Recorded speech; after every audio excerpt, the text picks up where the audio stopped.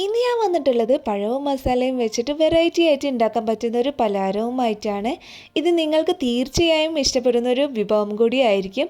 അപ്പോൾ നമുക്ക് വേഗം തന്നെ വീഡിയോയിലേക്ക് പോകാം. അതിന് മുമ്പായിട്ട് എൻ്റെ ചാനൽ ഇതുവരെ സബ്സ്ക്രൈബ് ചെയ്യാത്തവർ ഒന്ന് സബ്സ്ക്രൈബ് ചെയ്യണേ. എൻ്റെ വീഡിയോസൊക്കെ നിങ്ങൾക്ക് ഇഷ്ടപ്പെടുന്നുണ്ടെങ്കിൽ ലൈക്ക് ചെയ്യാനും മറക്കരുത്. അപ്പോൾ നമുക്കിത് എങ്ങനെയാണ് ഉണ്ടാക്കുന്നതെന്ന് നോക്കാം. ആദ്യം തന്നെ 5 റോബസ്റ്റ പഴം ഇതുപോലെ വെള്ളത്തിലിട്ടിട്ട് വേവിക്കാൻ വെച്ചിട്ടുണ്ട്.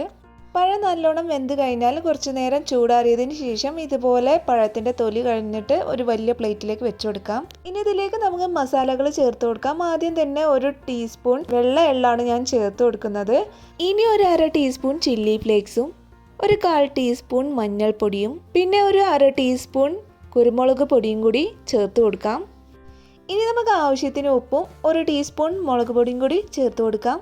ഈ മസാലകളൊക്കെ ചേർത്ത് കഴിഞ്ഞാൽ നമുക്ക് ഒരു ഫോർക്ക് കൊണ്ട് ഇതുപോലെ പഴം ഒടിച്ചു കൊടുക്കാം. ഫോർക്ക് കൊണ്ട് നന്നായിട്ട് ഒടിച്ചു കൊടുത്തതിന് ശേഷം നമുക്ക് കൈ കൊണ്ട് ഇതുപോലെ നന്നായിട്ട് മിക്സ് ചെയ്ത് കൊടുക്കാം. തരികളൊന്നും ഇല്ലാതെ നോക്കണം.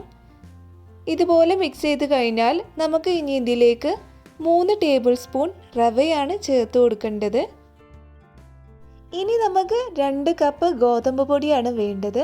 2 കപ്പ് ഗോതമ്പ് പൊടി ഇതിലേക്ക് ചേർത്ത് കൊടുക്കാം. ഇനി നമുക്ക് ഇത് കൈകൊണ്ട് നന്നായിട്ട് മിക്സ് ചെയ്ത് കൊടുക്കാം.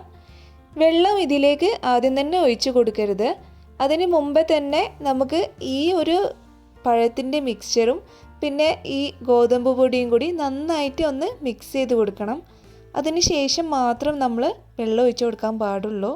ഗോതമ്പ് പൊടിയും പഴവും നന്നായിട്ട് മിക്സ് ചെയ്ത് കഴിഞ്ഞാൽ നമുക്ക് കുറച്ച് വെള്ളം ഒഴിച്ചു കൊടുക്കാം. ഏകദേശം ഒരു 1/2 കപ്പോളം വെള്ളമാണ് ഞാൻ ഇതിലേക്ക് ഒഴിച്ചു കൊടുത്തിട്ടുള്ളത്. ഇനി നമുക്ക് കൈകൊണ്ട് ഇത് നന്നായിട്ട് മിക്സ് ചെയ്ത് കൊടുക്കാം.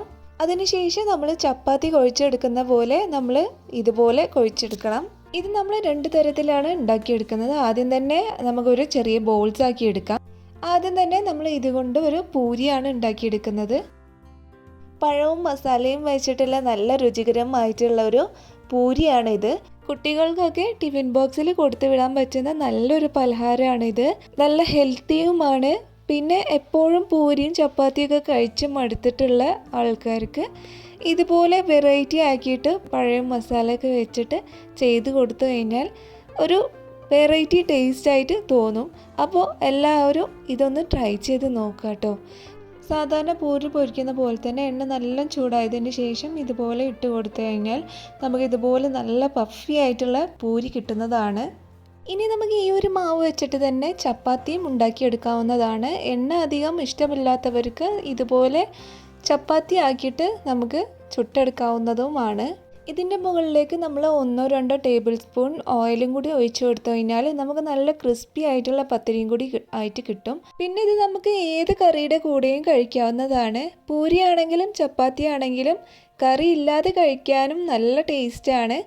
അപ്പോൾ നിങ്ങളെല്ലാവരും ഇതൊന്ന് ട്രൈ ചെയ്ത് നോക്കുക. ട്രൈ ചെയ്ത് നോക്കിയിട്ട് നിങ്ങൾക്ക് ഏതാ ഇഷ്ടപ്പെട്ടതെന്ന് നിങ്ങൾ കമൻറ്റ് ബോക്സിൽ അറിയിക്കുക കേട്ടോ. അപ്പോൾ നമ്മുടെ പൂരിയും ചപ്പാത്തിയൊക്കെ ഇതാ റെഡി ആയിട്ടുണ്ട്. ഇത് നിങ്ങൾക്ക് ഇതാ കാണുമ്പോൾ അറിയാം, ഉള്ളൊക്കെ നന്നായിട്ട് വെന്ത് കിട്ടിയിട്ടുണ്ട്. നല്ല ടേസ്റ്റാണ് ഇത് കഴിക്കാൻ. എല്ലാവരും ട്രൈ ചെയ്ത് നോക്കാം. എൻ്റെ ചാനൽ നിങ്ങൾ ആദ്യമായിട്ടാണ് കാണുന്നതെങ്കിൽ ഒന്ന് സബ്സ്ക്രൈബ് ചെയ്യുക. വീഡിയോസൊക്കെ ഇഷ്ടപ്പെട്ടിട്ടുണ്ടെങ്കിൽ ലൈക്ക് ചെയ്യാനും മറക്കരുത്. അപ്പോൾ നമുക്ക് അടുത്ത നല്ലൊരു വീഡിയോയുമായി കാണാം.